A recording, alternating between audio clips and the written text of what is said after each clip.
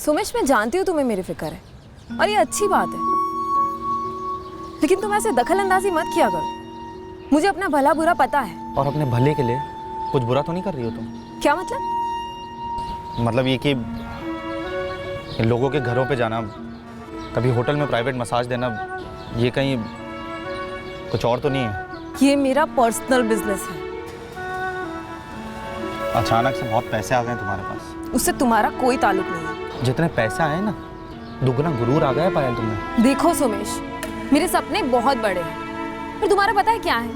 तुम रहते मुंबई में हो लेकिन जीते अभी भी बारासत में, तुम्हारे वो छोटे से गांव में। और तुम्हें मैं ही लेके आया हूँ वहाँ से, भूलो मत। नहीं बोली हूँ मैं, कुछ भी नहीं बोली हूँ। और तुमने जो भी किया ना, उसके लिए अनेक धन्यवाद। लेकिन एक बात मैं क्लियर कर दूँ, अब से तुम्हारी जिंदगी तुम्हारी है और मेरी जिंदगी मेरी, ठीक है? फिर तुमने जो भी मदद की है ना, उसके बदले में तुम्हें कुछ भी चाहिए तो मुझे डायरेक्ट बोलो। बाय।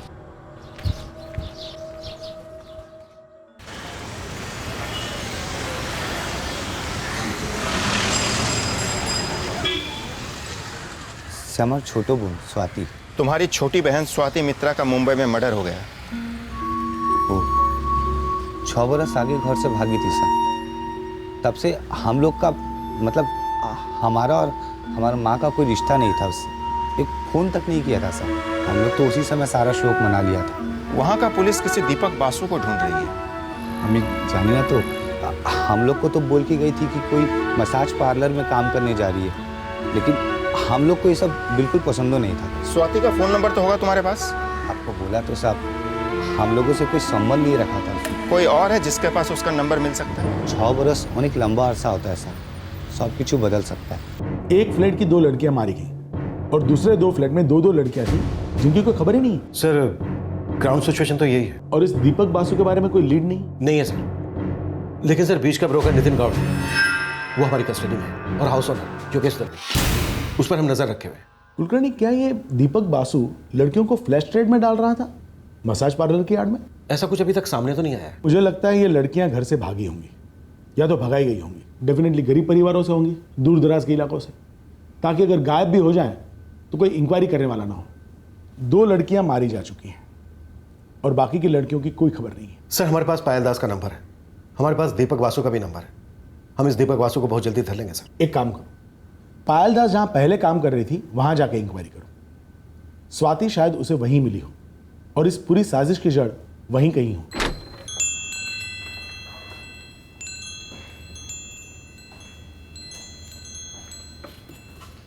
जी मैडम। मैं एसआई ज्योति बिरजे, क्राइम ब्रांच। इन दोनों को पहचानती हूँ? तुम्हारा मतलब है तुम पायल को जानती थी और स्वाति मित्रा को नहीं? एक्चुअली मैम, मैं यहाँ 2 साल पहले ही ज्वाइन हुई हूँ। तब पायल ऑलरेडी यहाँ काम करती थी, फिर 1 महीने बाद अचानक वो छोड़ के कहीं चली गई। और स्वाति? स्वाति मित्रा का नाम सुना था पर कभी देखा नहीं। स्वाति मित्रा के बारे में कौन बता सकता है? मैडम, यहाँ हर 6 महीने में स्टाफ बदलता है। अभी सब नए आए हुए हैं, लेकिन हाँ, सभी लड़कियाँ एक दूसरे के बारे में अच्छे से जानती है। छोटा सा सर्कल है, काफ़ी टाइट है। मैडम, अब 1 घंटे में स्पा शुरू होगा, तभी सब आएंगे। मैं बात करके आपको फ़ोन करती हूँ। दीपक बासु नाम सुना है? दीपक बासु? जी नहीं मैडम। पायल की लाश को पहचानना मुश्किल था। सोमेश सामने आया, लेकिन स्वाति, उसका फेस हमने न्यूज़पेपर और सोशल मीडिया पर पोस्ट किया था। अब उसके स्पा या पड़ोस में से कोई सामने क्यों नहीं आया होगा ज्योति? सर, सोमेश ने बताया कि पायल 2 साल से फ्रीलांस काम करती थी। हो सकता है स्वाति भी फ्रीलांसर हो और लोगों के जहन से उन दोनों का नाम निकल गया हो। और रही बात क्लाइंट्स की, तो उनमें से किसी का भी आगे आकर पहचान करना मुश्किल है, क्योंकि उनकी खुद की आइडेंटिटी कॉम्प्रोमाइज हो जाती। इस वक्त हमें दीपक बासु चाहिए। कोई तो होना चाहिए जो उसे पहचानता हो और ये जानता हो कि इस वक्त वो कहाँ हो सकता है।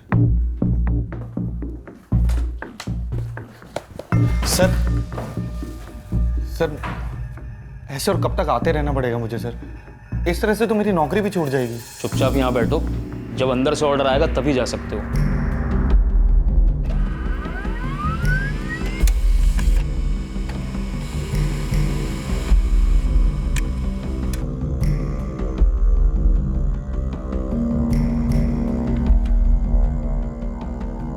ट्रिपल 40989880। नहीं, कल तक बहुत लेट हो जाएगा। मुझे अगले 10 मिनट में इस नंबर की डिटेल्स चाहिए।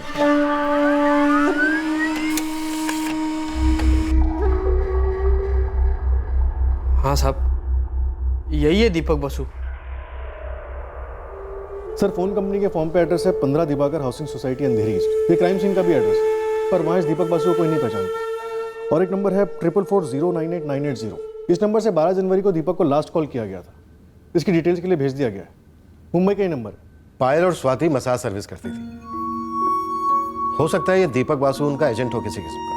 सारे मसाज पार्लर से स्कैन करो, कोई ना कोई ऐसा जरूर होगा जो इस दीपक बासु को जानता होगा। इस वक्त ये हमारा प्राइम सस्पेक्ट है। कुलकर्णी साहब, वो फ्लैट जिसमें खून के निशान पाए गए थे वो 100% दोनों मर्डर्स का क्राइम सीन है। हम दीपक बासु नाम के एक आदमी को ढूंढ रहे हैं। उसका कोई क्रिमिनल रिकॉर्ड हमारे हाथ में लगा है। अश्विन, अगर उसके या उसके किसी साथी के फिंगरप्रिंट्स मिल जाए तो हम सेंट्रल डेटाबेस से मैच कर सकते हैं। वैसे हम पूरी कोशिश कर रहे हैं, बट क्राइम सीन से क्लियर फिंगरप्रिंट नहीं मिले। स्कैनिंग जारी है।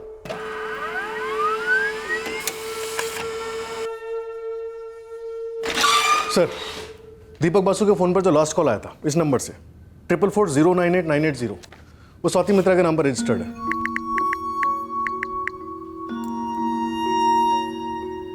और सर, दीपक बासु का नंबर 44423211, ये 12 जनवरी से स्विच ऑफ है, रात 10:30 बजे से। स्वाति का लास्ट कॉल इसी दीपक वाले नंबर को था 12 जनवरी को, और उसके एक दिन पहले 11 जनवरी को पायल दास का लास्ट कॉल था इसी नंबर को, यानी दीपक को।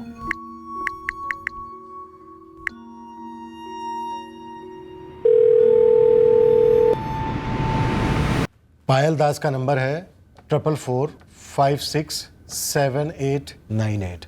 पायल दास 11 जनवरी को दीपक को कॉल करती है, और दीपक का नंबर है 44423211। दीपक को इस नंबर पर कॉल करने के बाद फिर 11 जनवरी को ही रात के 10:30 बजे पायल का नंबर स्विच ऑफ हो जाता है। स्वाति मित्रा का नंबर है 444980 से 12 जनवरी को दीपक को कॉल करती है, और दीपक को कॉल करने के बाद 12 जनवरी को ही रात के 10 बजे स्वाति मित्रा का फोन भी स्विच ऑफ हो जाता है, जो अभी तक स्विच ऑफ है।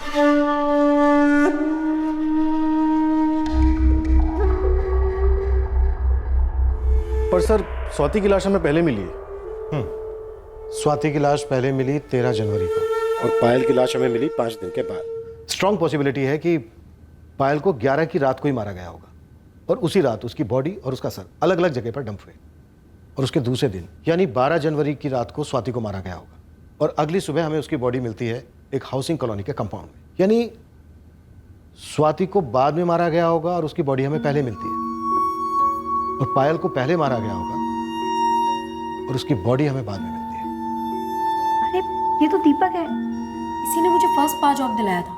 तो अंजलि, बता सकती हो इस वक्त दीपक कहाँ मिलेगा? सॉरी मैडम, मुझे बिल्कुल आइडिया नहीं है कि दीपक इस वक्त कहाँ है। लेकिन तुम स्वाति और पायल दोनों को जानती थी? जानती थी, वो दोनों 3 साल पहले यहीं काम करती थी। फिर मैं यहाँ से जॉब छोड़कर चली गई।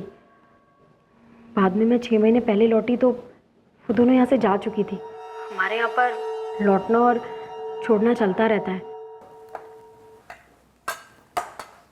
मेरा खाने का मन ही नहीं कर रहा। क्यों, क्या हो गया? यार सोच सोच के खून खौल उठता है कि 1 रुपए में से 70% तो ये स्पा ले जाता है, और बाकी 30% जो बच जाता है वो हमारे हिस्से में आता है। लेकिन क्लाइंट्स तो मिलते हैं ना। फ्रीलांस में क्लाइंट्स को पकड़ना कितना मुश्किल होता है, और मर्द ज़र तो वैरायटी के गुलाम है। लेकिन अंजलि, क्लाइंट्स बार बार हमारे पास आते हैं ना, और पता है क्यों? क्योंकि हमारे मसाजेस में वैरायटी है। मुझे लगता है हमें फ्रीलांस करना चाहिए। फिर देखना, ये सारे क्लाइंट्स पप्पी की तरह हमारे पीछे पीछे आएंगे। क्यों पायल? है ना अंजलि? यार तुम लोग इतना सोच क्या रहे हो? ये कोई गवर्नमेंट जॉब नहीं है जो यहाँ टिकना पड़ेगा। हमें कोई पीएफ या पेंशन नहीं मिलने वाला। अगर हम जवानी में नहीं कमाएंगे तो घर वालों के साथ लड़ झगड़ कर मुंबई आने का क्या फायदा? पायल और स्वाति दोनों के बहुत बड़े बड़े सपने थे। कुछ घर वर खरीदने का भी प्लान था दोनों का। अंजलि, हमने स्वाति की फोटो इतनी घुमाई न्यूज़पेपर्स में, सोशल मीडिया पर, लेकिन तुम्हारी नजरें तक नहीं पड़ी उस पर। सॉरी मैडम, शायद मुझसे मिस हो गई कहीं। सर, स्वाति और पायल दोनों के फोन रिकॉर्ड्स में फीचर हुए सभी नंबर से मैंने बात की। ऑलमोस्ट सभी उनके क्लाइंट्स हैं। ज्यादातर मेल हैं? सभी मेल हैं सर, और कोई कुछ भी कहने से मना कर रहा है। क्या कह रहे हैं? हाँ, पायल के सर्विस मैंने लिए हैं। मुझे बैक प्रॉब्लम है ना, मसाज लेना क्राइम कब से हो गया। स्वाति अच्छा मसाज देती थी, मैं उसको उसकी फीस देता था। मैंने पायल और स्वाति दोनों से काफ़ी दफ़ा मसाज करवाए, देखिए, मुझे इस सब में इन्वॉल्व मत कीजिए। हाँ, मैं हर हफ्ते मसाज लेता हूँ, कभी पार्लर से, कभी फ्रीलांसर से। प्रॉब्लम क्या है? प्रॉब्लम यह है कि दूध के धुले इन सारे क्लाइंट्स में से एक भी ऐसा नहीं है जिसने स्वाति की फोटो देखकर रिस्पॉन्ड किया। वहां भी स्टैंडर्ड जवाब सर, देखा नहीं, मिस हो गया। सर फाइनली कोई तो मिली जो दीपक को जानती है, और स्वाति और पायल को भी। दरअसल दीपक एक एजेंट है जो इन लड़कियों को मुंबई में अलग अलग मसाज पार्लर्स में जॉब पर लगाता है। बेसिकली दल्ला। और ये लड़कियां क्या जॉब करती हैं इसका अनुमान कोई भी लगा सकता है। सर, इस बिजनेस से जुड़ी हुई 2 लड़कियों का भयंकर तरीके से कत्ल किया गया और दूसरे 2 फ्लैट की 2 लड़कियों का कुछ पता नहीं है। उम्मीद करते हैं कि ये बस वहां ना हो जहां इनके होने का हमें डर है।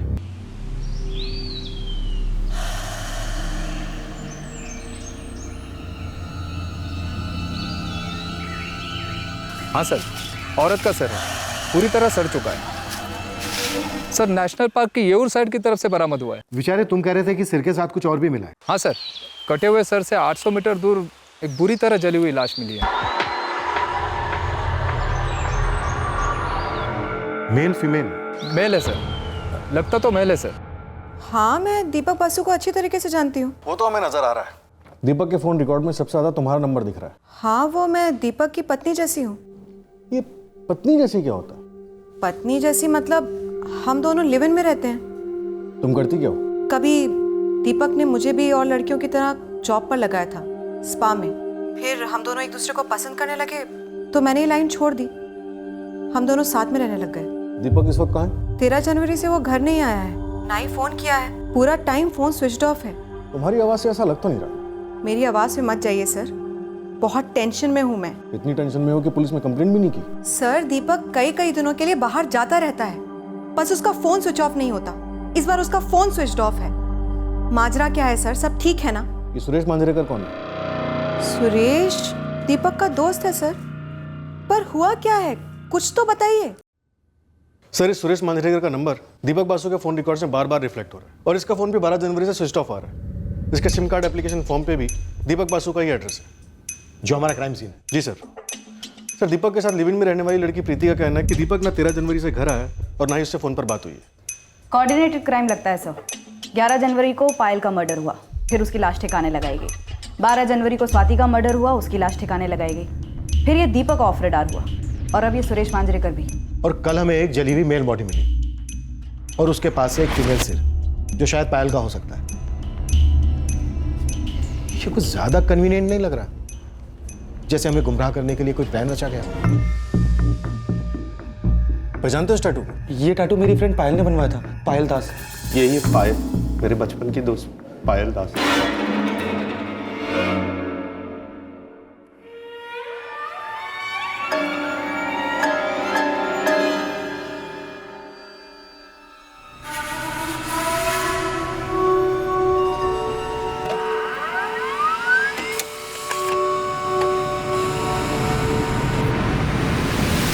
बेचारे, ये सोमेश घोष के कॉल रिकॉर्ड्स। इसमें एक एक नंबर ध्यान से स्कैन करो और पता करोगे कि ये किस तरह से दीपक बासु या सुरेश मांजरेकर से जुड़ा हुआ हो सकता है।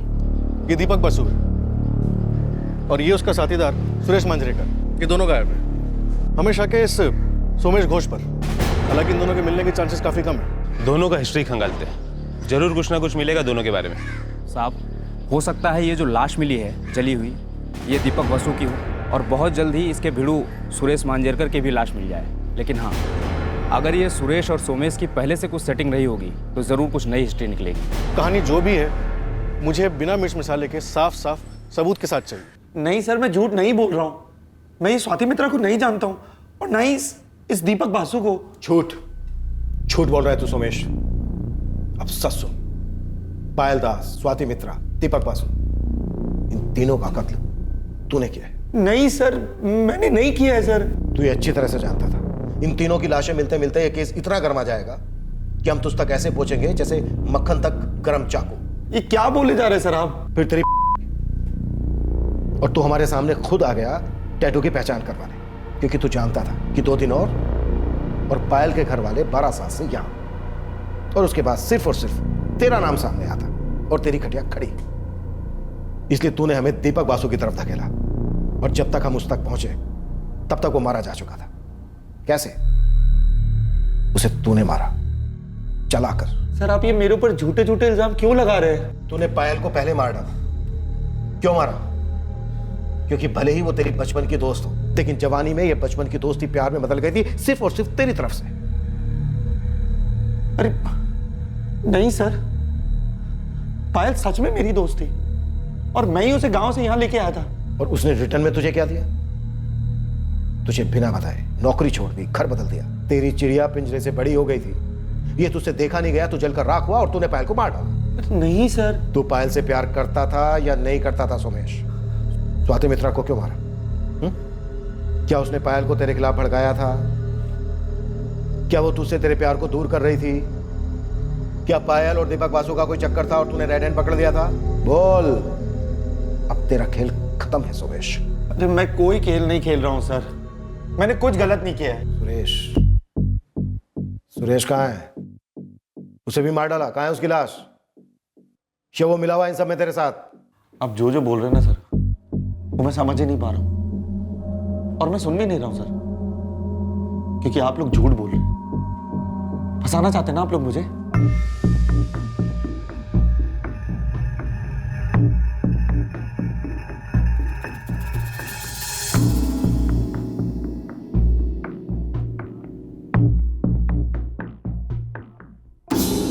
दीपक का कुछ फिक्स नहीं होता है मैडम, कभी कभी 4-5 दिन के लिए गायब हो जाता है। ये सुरेश मांजरेकर कौन है? दीपक का दोस्त बोलो या असिस्टेंट बोलो, साथ में काम करता है। पार्लर्स में लड़कियां सप्लाई करने का काम। नौकरी दिलाना उन्हें, ज़रूरतमंद लड़कियों को काम मिलता है, लाइफ बन जाती है उनकी। मैं भी मुंबई ऐसे ही आई थी दीपक की मदद से। पायल दास को जानती थी? हाँ, अच्छी तरह से। अच्छा हुआ ना नहीं कहा, मुझे बहुत गुस्सा आता। तुम्हारे कॉल रिकॉर्ड्स में पायल ही पायल है। मैं ना क्यों बोलूँगी मैडम, मैं उसे अच्छी तरीके से जानती थी। सुनकर के बहुत खराब लगा। स्वाति मित्रा के लिए खराब नहीं लगा? वो भी तो तुम्हारी लाइन से थी। मैं स्वाति मित्रा को नहीं जानती हूँ। ऐसे कैसे? पायल की रूममेट थी स्वाति। उन दोनों का एजेंट तुम्हारा पति जैसा दीपक था, बल्कि मरने के पहले तक वो दीपक के टच में थी। तुम पायल को जानती हो और स्वाति को नहीं जानती। किसी को ना जानना गुनाह तो नहीं है ना मैडम? तो मैं ये जानना चाहती हूँ कि तुम पायल को कैसे जानती थी? 2 साल पहले पायल हमारे घर आई थी। उसे और स्पा में जॉब नहीं करनी थी, कुछ अपना शुरू करना था, बस तभी मुलाकात हुई थी और टच में रहे। स्वाति हमारे कभी घर नहीं आई तो जान पहचान नहीं हुई। आप सेटिस्फाई हुई? आप? मेरे सेटिस्फाई होने की छोड़, मैं तेरी कस्टमर नहीं हूँ। सेटिस्फैक्शन मुझे तभी मिलेगा जब दोनों के हत्यारे अंदर होंगे। मैं भी वही चाहती हूँ मैडम। अब मैं जाऊँ? हत्यारों के नाम बताओ। मुझे कैसे पता होगा? सोमेश घोष के साथ कौन कौन था? कौन सोमेश घोष? मैं सिर्फ पायल की भलाई चाहता था। तू पायल को चाहता था, काबू में रखना चाहता था उसे? नहीं सर, चाहना और काबू में रखना कभी एक साथ हो सकते हैं क्या भला? मैं बस उसके लिए फिक्र करता था। सुमेश, मैं जानती हूँ तुम्हें मेरी फिक्र है और ये अच्छी बात है, लेकिन तुम ऐसे दखल अंदाजी मत किया करो। मुझे अपना भला बुरा पता है। और अपने भले के लिए कुछ बुरा तो नहीं कर रही हो तुम? क्या मतलब? मतलब ये कि इन लोगों के घरों पे जाना, कभी होटल में प्राइवेट मसाज देना, ये कहीं कुछ और तो नहीं है? ये मेरा पर्सनल बिजनेस है। अचानक से बहुत पैसे आ गए तुम्हारे पास। उससे तुम्हारा कोई ताल्लुक नहीं है। जितने पैसे आए ना, दुगना गुरूर आ गया पायल तुम्हें। देखो सोमेश, मेरे सपने बहुत बड़े हैं, पर तुम्हारा पता है क्या है? तुम रहते मुंबई में हो लेकिन जीते अभी भी 12 हमारे वो छोटे से गांव में। और तुम्हें मैं ही लेके आया हूँ वहाँ से, भूलो मत। नहीं भूली हूँ मैं, कुछ भी नहीं भूली हूँ। और तुमने जो भी किया ना उसके लिए अनेक धन्यवाद। लेकिन एक बात मैं क्लियर कर दूं, अब से तुम्हारी जिंदगी तुम्हारी है और मेरी जिंदगी मेरी, ठीक है? फिर तुमने जो भी मदद की है ना, उसके बदले में तुम्हें कुछ भी चाहिए तो मुझे डायरेक्ट बोलो। बाय।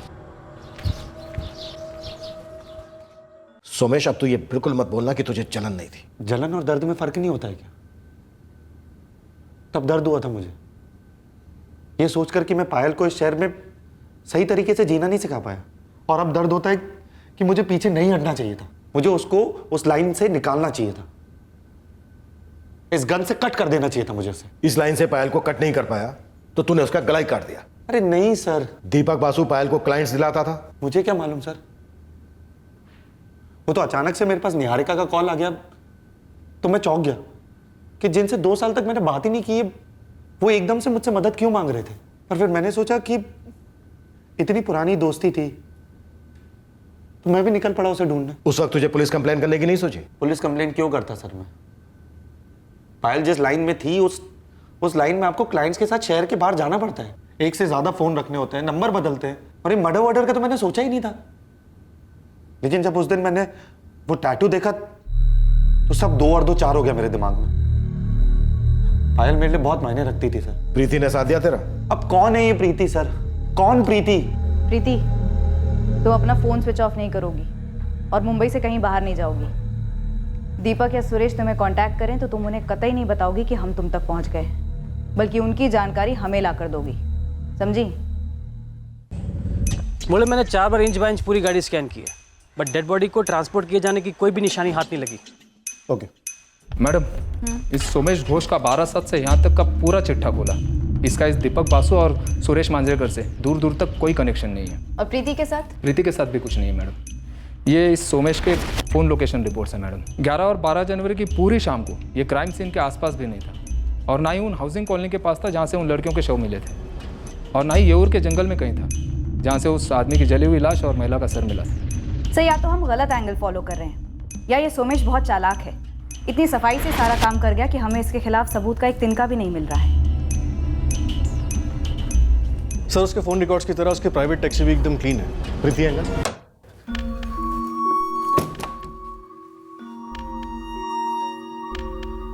सर, प्रीति ने सोमेश की तरह खुद ब खुद काफी कुछ बता दिया, जैसे उसका और दीपक का रिश्ता, उसकी और पायल की जान पहचान, और उसका स्वाति को ना जानना। सोमेश जेलेसी वाला एंगल साफ इनकार कर रहा है।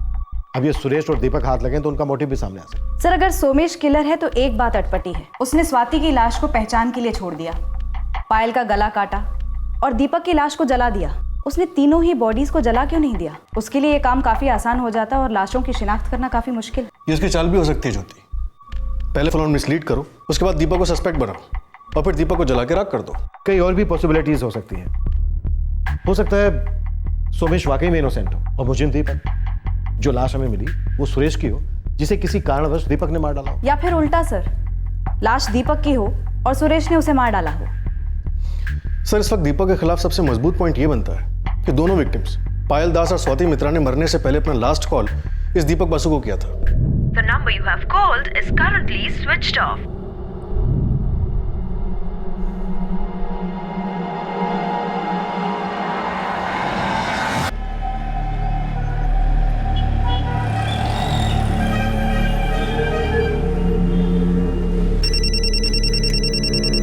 बोल गिरीश। हाँ जावेद, तूने मुझे उस सुरेश मांजरेकर का नया फोटो भेजा था ना? क्या तेरे पुणे में है क्या?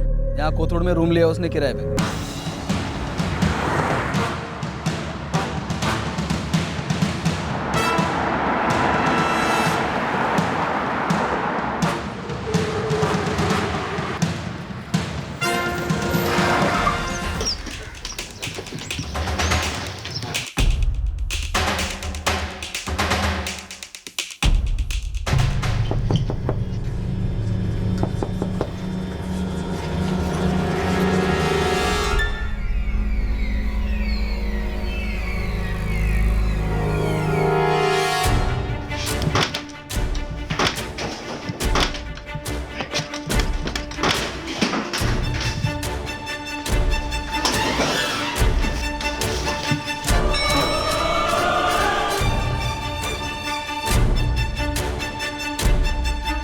ऑटो, चलो भैया। क्या है? कहाँ चली सवारी? तुमसे मतलब काम से जा रही हूँ। मैडम ने खास वार्निंग दी थी ना, मुंबई छोड़ के नहीं जाने की। वो गांव में मेरी माँ बहुत बीमार है। हमें पहले क्यों नहीं बताया? बीमार माँ की हम खास सेवा करते हैं, तुम्हारे साथ तुम्हारे गाँव भी चल सकते हैं। तूने भागने का ट्राई मारा ना, बहुत अच्छा किया। अब हमें ज्यादा माथा फोड़ी नहीं करनी पड़ेगी, मतलब तेरा माथा नहीं फोड़ना पड़ेगा। पहला सवाल, दीपक बासु कहाँ है? जिंदा है या मार डाला उसे? प्रीति, तुमने भागने की कोशिश की, यही बात हमारे लिए काफी है जानने के लिए कि तुम इन मर्डर्स में इन्वॉल्व थे। जो कुछ भी जानती हो सब उगल दो। और ये मत समझना कि यहाँ औरतों की खाल नहीं खींची जाती। मैडम, मैं सच बोल रही हूँ, मैं कसम खा के बोल रही हूँ, मेरी माँ बीमार है। मेरी माँ बहुत बीमार है। रेखा, ये बोल रही है कि इसकी माँ बीमार है। चल इसका इलाज करते हैं। वो पत्ता, कैंची वैची सब लेकर आ। बहुत दिनों से किसी पे हाथ नहीं साफ किया। देखो प्रीति, सुरेश मांजरेकर पकड़ा गया और उसने बोलना भी शुरू कर दिया। इसका मतलब ये कि तुम लोगों के नाटक पे से पर्दा उठ गया है। दीपक को मैं क्यों मारूंगा साहब? तो फिर किसने मारा दीपक को? दीपक को किसने मारा? आप लोगों को किसने बोला कि दीपक मारा गया है? जिंदा है? हाँ। पायल और स्वाति को किसने मारा? दीपक ने। सुरेश ने दीपक का साथ दिया।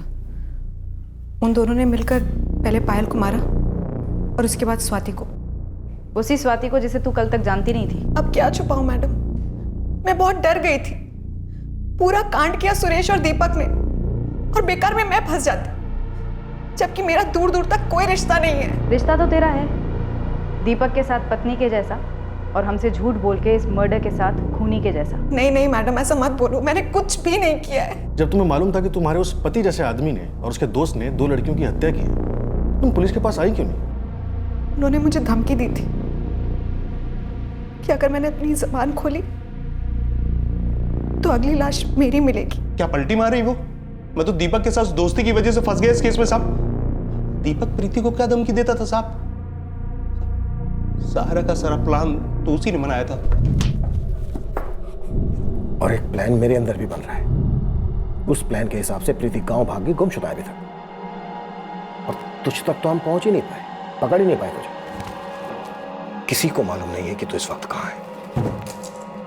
समझ रहा है ना? तुम और सुरेश जो फुटबॉल का गेम खेल रहे हो ना, हम उसके रेफरी हैं। फील्ड से ही नहीं, सीधा स्टेडियम से बाहर जाओगे और ऐसे बाहर जाओगे कि जिंदगी भर याद नहीं आएगा क्या खेल रहे थे। यकीन मानो मेरा साहब, ये 2 औरतों का मसला था, प्रीति और पायल का। उन दोनों के बीच में 36 का आंकड़ा था और जब उन दोनों के बीच में बुरी बजी ना सब, तब जाके ये सब प्लान बना। कमीनी, लिमिट में रह। दीपक के आसपास भी आई ना तो काट के रख दूंगी तुझे। मैं उसके पास जाती हूँ? अरे यार जोक मत मार। देख, उसको असली औरत की जरूरत है, इसलिए वो मेरे पास आता है। इसके लिए तू चाहे अपने पल्लू से बांध के रख या अपने झूठे मंगलसूत्र से, वो तो मेरे पास आएगा। तुझे रत्ती भर भी शर्म नहीं है ना? पराये मर्द पर डोरे डालती है, दूसरी औरत का घर तोड़ती है। भूल गई इतनी जल्दी? हाँ, तूने भी किसी और का घर तोड़ के अपना खुद का घोंसला बनाया था। और रही बात पराये मर्द पे डोरे डालने की, तो मेरे इतने बुरे दिन भी नहीं आए और ना ही आएंगे कि मुझे किसी और मर्द पे डोरे डालने पड़े। तो दीपक को दूर क्यों नहीं करती है? क्यों करूं मैं? हम लोग साथ में काम करते हैं, मजे मारते हैं। और वैसे भी अब तो हम लोग का रिश्ता किसी और लेवल पे चला गया है। अच्छा, उसने फोटोज नहीं दिखाई तुझे? क्या फोटो?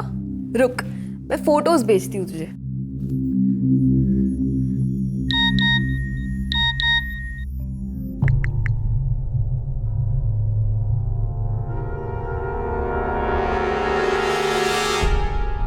ऐसा लग रहा था सच में पेट में तेजाब जमा हुआ है और वो कमीनी रुकने का नाम ही नहीं ले रही थी। शादी के फोटोज के बाद सुहागरात के फोटोज आए और दीपक मेरी बात सुनने को तैयार ही नहीं था। ये शर्ट मैंने तुझे गिफ्ट की थी, जो एक कुत्ती उतार रही है इस फोटो में। क्यों कर रहा है तू मेरे साथ ऐसा? हाँ यार, तो दूर की बात है, इंसानियत भी नहीं है ना तुझ में? चुप कर! एक झापड़ मार के थोबड़ा तोड़ दूंगा तेरा, समझी? एक तो जब से नोटबंदी हुई तब से बिजनेस के बंबू लगे हुए हैं, ऊपर तेरा रोज रोज का रोना। इस घर में किस चीज की कमी है? तेरा पिक्चर, मूवी, ये वो, पार्लर, शॉपिंग, फलाना ढिमकाना सब कुछ पूरा किया। एहसान कर रहा है मुझ पे? रोते रोते तू मेरे पास आया था जब वो कमला तेरे मुंह में थूक करके चली गई थी और तेरे कमजोर हाथों में 2 साल की सोनिया को छोड़ के गई थी। किसने पाला सोनिया को? मैंने। कैसे पाला? सगी मां की तरह। तूने शादी की मुझसे? नहीं। कैसे रखा तेरा घर? सगी बीवी की तरह। और तू जाकर के उस पायल के गले में मंगलसूत्र पहना के आ गया। धोखा नहीं है ये? मैं करती तो झेल पाता। चल। पहले बहुत जान छिड़कता था दीपक मुझ पर। हम तीनों इतना खुश थे, मनाली और गोवा भी घूमकर आए थे। और उसके बाद ये पायल आई, टायन साली। सब कुछ बर्बाद कर दिया उसने। मेरी गृहस्थी तो छोड़ो, उसने दीपक को रास्ते में ला छोड़ा था। वो लल्लू की तरह फंसता जाता था और वो पुलिस की धमकी देती रहती थी। कैसी धमकी? पायल को सिर्फ अपने पैसे वापस चाहिए थी और वो दीपक को धमकी देती थी कि मेरे पैसे वापस कर दो, नहीं तो पुलिस केस करेगी। कौन से पैसे? दीपक, तूने पायल से शादी इसीलिए की थी ना कि तेरे पैसे और मेरे पैसे की झंझट का दाई एंड हो जाए। अरे यार, वो इतनी बड़ी बेवकूफ़ थोड़ी है। सच बताऊं तो मेरी तो शादी उल्टी पड़ गई है। वो तो कहती है अब तो शादी हो गई है, अब तो मेरे पैसे तुरंत ही लौटा दो। सुनो, नहीं दीपक, मैं बोल देती हूँ, हमारे रिश्तों को पैसे के मामलों में मिक्स मत करो। यार तुम ये हमारा रिश्ता क्यों बोलती रहती हो? शादी हो गई है ना हमारी। क्या शादी लगा के रखा है? वैसी शादी तो तुमने उस भैंस प्रीति से भी की थी ना। उससे घाटा पड़ा तो मेरे पैसे पे नजर है तुम्हारी। देखो, सब पता है मुझे। यार हम दोनों एक है ना, हम एक है ना, एक है तो हमारी कमाई एक क्यों नहीं है? बिल्कुल नहीं हो सकती, क्योंकि तुम आज भी मेरी हर अपॉइंटमेंट से कमीशन के पैसे लेती हो। लेकिन ये जो 7 लाख रुपए है ना, वो मेरे हैं, मेरी सेविंग्स है। और जब भी मांगती हूँ तुम पैसे लौटाते ही नहीं हो। बात होती है तो प्यार, शादी, हम एक है वगैरह वगैरह शुरू हो जाता है तुम्हारा। वो पैसे कहाँ भाग रहे हैं? तुम और प्रीति तो भाग सकते हो ना। यार प्रीति के साथ भागना होता तो तुमसे शादी क्यों करता? देखो दीपक, बकवास मत करो। मुझे अब मेरे पैसे 1 हफ्ते के अंदर अंदर चाहिए, वरना मैं पुलिस में जाऊंगी और तुम्हारे खिलाफ चीटिंग का केस ठोक दूंगी। अब बताओ, इतना अर्जेंट क्या है पैसे? क्यों इतने अर्जेंट? क्योंकि मैं 4 महीने से तुमसे मांग रही हूँ और तुम नहीं दे रहे हो। यार लेकिन मैं भी तो जानूं कि तुम्हें पैसों की ऐसी क्या जरूरत पड़ गई। मुझे घर लेना है। घर? अरे तो पहले क्यों नहीं बोला? पायल, मैं काम करता हूँ, मैं भी कहीं से लोन लेता हूँ, हम दोनों मिलके एक अलग अच्छा घर लेंगे। मैं अपने और स्वाति के घर लेने की बात कर रही हूँ। मैंने और स्वाति ने एक कोली लेने का सोचा है। हम दोनों ने घर देखा है, पैसों की बात भी हो चुकी है। मुझे 1 हफ्ते के अंदर अंदर मेरे पैसे वापस चाहिए, और इस बार मैं पक्का पुलिस में जाऊंगी। शॉटी। वो पैसे उसके पास थे ही नहीं, उसने सारे पैसे अय्यासी में उड़ा दिए थे। मतलब हमने काफ़ी तो तुझे दे दिए, काफ़ी लग गए लड़कियों को कोलकाता से ट्रांसपोर्ट कराने में। अब मेरे पास है ही नहीं पैसे। मतलब अब कुछ बचा नहीं? 1 पैसा नहीं। लड़कियों का ट्रांसपोर्ट, तुम लोगों का धंधा ये सिर्फ स्पा वाला ही था या कुछ और भी था? स्पा वाला ही था सर। लड़कियां दीपक अरेंज करता था, वो उसके बंगाल साइड से, जिनको काम चाहिए होता था। बहुत सारी लड़कियां स्पा में काम करती थी और उनमें से कुछ लड़कियां जो स्पेशल सर्विस देती थी। पहले पायल को मारा, फिर स्वाति को? जी सर, प्लान प्रीति का ही था। वो कहते हैं ना साहब, एक तीर से 2 निशाने। पायल को मारने से दीपक के सर से 7 लाख का टेंशन जाता और मेरे अंदर से 7 करोड़ का गुस्सा। मैंने कितनी बार समझाया, वो औरत नहीं चुड़ैल है। हाँ, और उसी चुड़ैल की कमाई से तुमने कंगन मनवा लिए, हमने छुट्टियां मना ली, मजे कर लिए। अगर जिंदगी भर मजे करने हैं तो सरदर्द का सर ही काट डालो।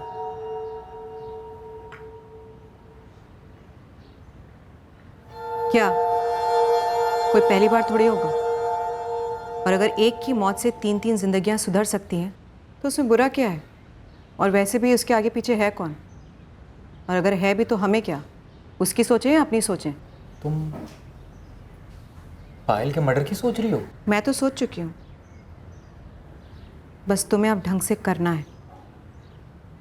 उसे पैसे देने के बहाने फ्लैट पे बुलाओ और फिर 1-1 पैसे का हिसाब देना। ऐसा हिसाब देना कि फिर पैसे मांगने की नौबत ही ना आए।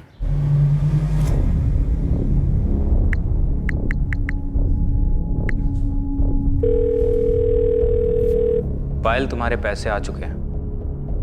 मेरे फ्लैट पर आ जाओ और अपना पूरा कैश ले लो। सच? पूरे 7 लाख? हाँ, पूरे। ठीक है, मैं आ रही हूँ। आ रही है? आने दे, उसके स्वागत की सारी तैयारियां हो रही हैं।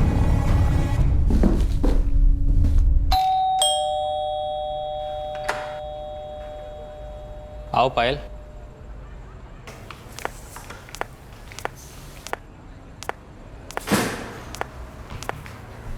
तो कहाँ है पैसे? देता हूँ।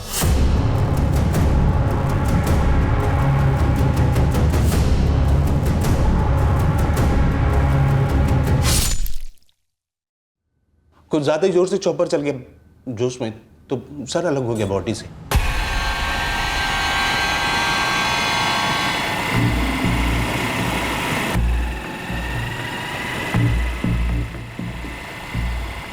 दीपक रोक ना, दीपक सुन, देख अभी तक गुड लक बहुत सही रहा है, कोई पुलिस की गाड़ी पास में नहीं है, मेरी बात मान, अब और ज्यादा लक को आजमाते नहीं है, यही कहीं डाल देते, आगे चांस मिले या नहीं मिले, है ना?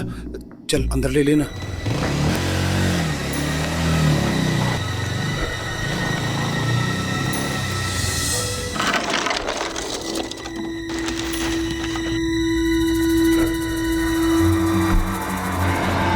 फिर वहीं से योर साइड गए और पायल की मुंडी वहीं फेंक दी।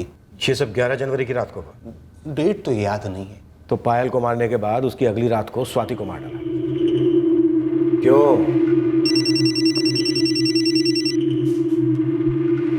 ये दोपहर से चौथी बार फोन कर रही है स्वाति यार। हमने स्वाति के बारे में तो कुछ सोचा नहीं साला। वो तो रूम पार्टनर है ना पायल की, और दोनों एक दूसरे के बहुत क्लोज हैं। अगर इस स्वाति ने कंप्लेन वगैरह कर दी तो हम लोग लटक जाएंगे।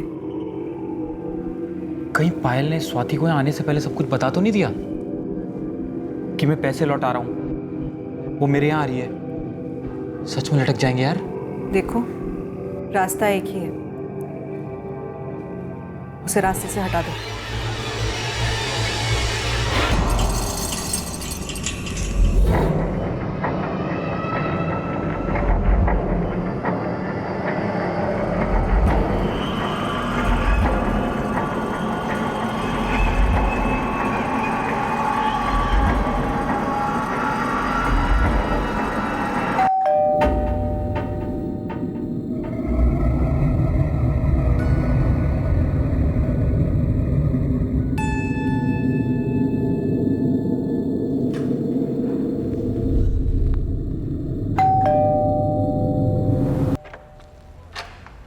आओ स्वाति। दीपक दा, पायल कहाँ है? वो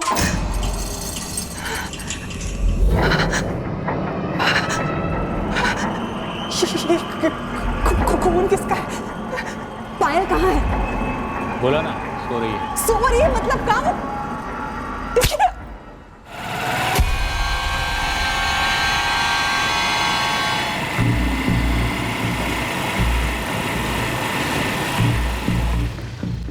अरे सुरेश, वॉचमैन कोई दिख नहीं रहा है, कोई है नहीं आसपास, क्या करें? चल अंदर चल, चल जल्दी डाल देते।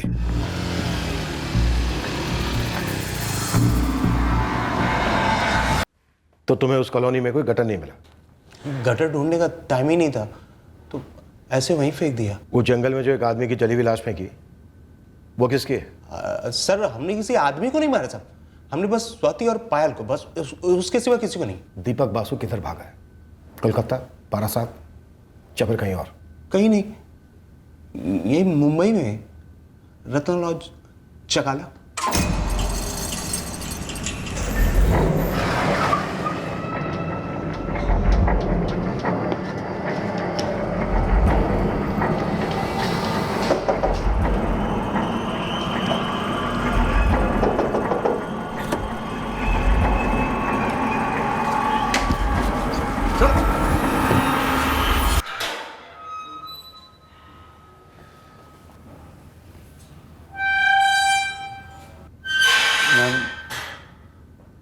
दीपक बासु पकड़ा गया क्या?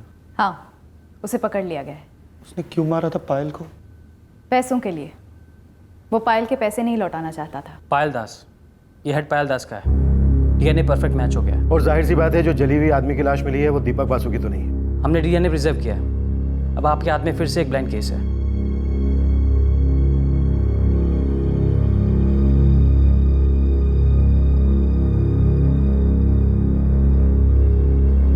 कुछ ज्यादा ही ट्रेजिक केस था ये। पायल के साथ इतना बड़ा धोखा हुआ और स्वाति, ना तो उसका पायल के पैसों से कुछ लेना देना था और ना ही दीपक प्रीति पायल ट्रायंगल से। आई मीन स्वाति ने तो कभी ये सोचा भी नहीं होगा कि दीपक उसके साथ कुछ ऐसा कर सकता है। सोचा तो पायल ने भी ऐसा नहीं होगा। क्रिमिनल इंटेंशन इतनी आसानी से पकड़ में नहीं आती, खास करके अपने करीबी लोगों की। पर जुर्म होने से पहले दस्तक जरूर देता है। खासकर क्रिमिनल के बिहेवियर से यह पता चल जाता है कि उसकी इंटेंशन क्या हो सकती है। शायद पायल को पहले समझ जाना चाहिए था कि दीपक जिसके साथ वो फाइनेंशियली और इमोशनली जुड़ रही है वो सिर्फ और सिर्फ उसका इस्तेमाल कर रहा है। लेकिन एक आम इंसान चीजों को भरोसे के चश्मे से देखता है, ना कि हमारी तरह शक के चश्मे से। पायल और स्वाति को समझ जाना चाहिए था, पर वो तो भरोसे में गई, एक फ्रॉड के जाल में फंसी और एक बहुत ही भयंकर मौत मारी गई, जो वाकई में बहुत दुखद है।